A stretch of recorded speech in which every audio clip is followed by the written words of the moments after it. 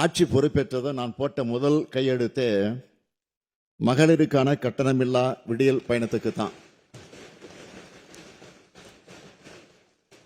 இந்த பயணங்களால நாள்தோறும் 800 ரூபாய் முதல் 1200 ரூபாய் வரை ஒவ்வொரு மகளிரும் சேமிக்கிறாங்க.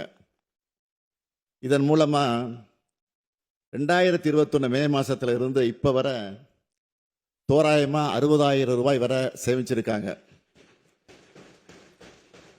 பெண்களுக்கான மிகப்பெரிய சமூக பொருளாதார பலத்தை இந்த திட்டம் வழங்கியிருக்கு.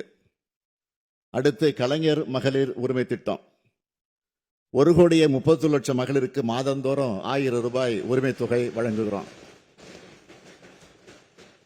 இந்த திட்டத்தில் இதுவரைக்கும் ஒவ்வொரு மகளிருக்கும் 29,000 ரூபாயை கொடுத்திருக்கிறோம். அந்த பெண்கள் எல்லாரும் எங்க அண்ணன் கொடுக்கிற மாதாந்திர சீர்னு பெருமையோடு சொல்றாங்க. இந்த ஆண்டு தமிழர் திருநாளான பொங்கல் திருநாளை மிக சிறப்பாக கொண்டாட 2,23,00,000 குடும்பங்களுக்கு 3,000 ரூபாயை வழங்கணும்.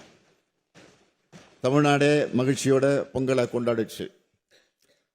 தமிழ்நாடு முழுக்க 20,59,000 பள்ளி குழந்தைகள் தினமும் காலையில் சூடான சத்தான சுவையான உணவை சாப்பிட்றாங்க.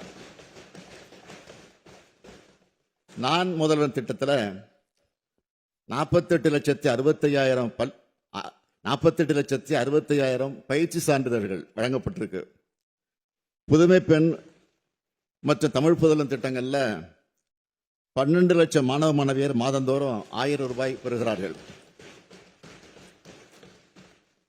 2003 முதல் 2021 வரை அண்ணல் அம்பேத்கர் அயலக உயர்கல்வி திட்டத்தில் 6 மாணவர்கள் மட்டுமே பயனடைஞ்சாங்க.